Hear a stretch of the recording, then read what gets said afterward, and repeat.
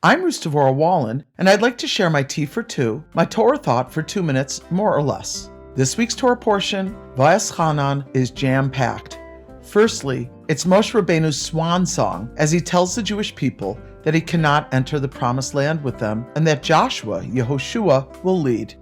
The word Vayeschanan means, and I pleaded or implored, referring to Moshe's last request to be permitted entry into the land.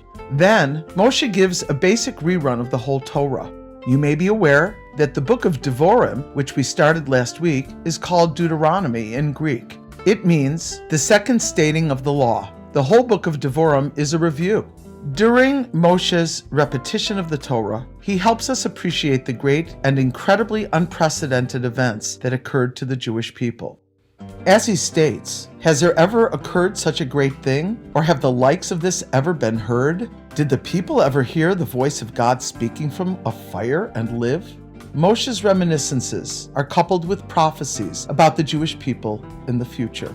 Moshe tells us about things that will occur, how we will be scattered among the nations and dispersed. However, he consoles us with the promise that when we seek to return to God's commandments, he will return us to the land.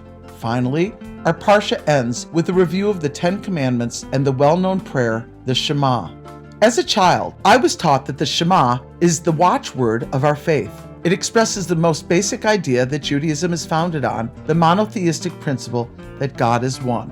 The first line of the Shema states, "Hear, O Israel, the Lord is our God, the Lord is one." Then, the second paragraph, often called the V'ahavta, begins with that word, which means, "And you shall love. And you shall love the Lord your God with all your heart, with all your soul, and with all your might."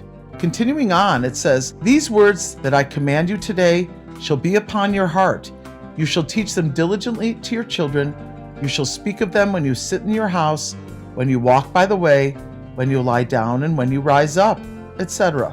Many years ago, when I was beginning to study Torah at Beis Chana Women's Institute in Minnesota, I learned a beautiful thought that has stayed with me for close to 40 years. Rabbi Moshe Feller, the head rabbi of Chabad in Minnesota, told the students an inspirational thought about the verse that states, "These words that I command you today should be on your heart." You might wonder why God doesn't ask us that his words be placed in our heart. Rabbi Feller explained the interpretation of the Kotzker Rebbe, explaining the words, "on your heart," and not "in your heart," to mean this. Sometimes we are stubborn and our hearts are closed and unreceptive to ideas, and the Torah won't go in. Nonetheless, we can still put the words on our heart, so when it does open, the words will be right there and will fall right in. Sometimes we are not receptive to ideas that may be pleasant or good for us. Nevertheless, we should at least be able to consider them with an open mind. Even if the concepts don't penetrate our stubborn minds, later over time, we may find a way to acclimate to them, and our hearts and minds will become more receptive and open. May we all be able to at least learn the words, place them on our heart, or learn them by heart, and then we are promised by the Kotzker Rebbe that eventually, at the opportune time, they will fall right in.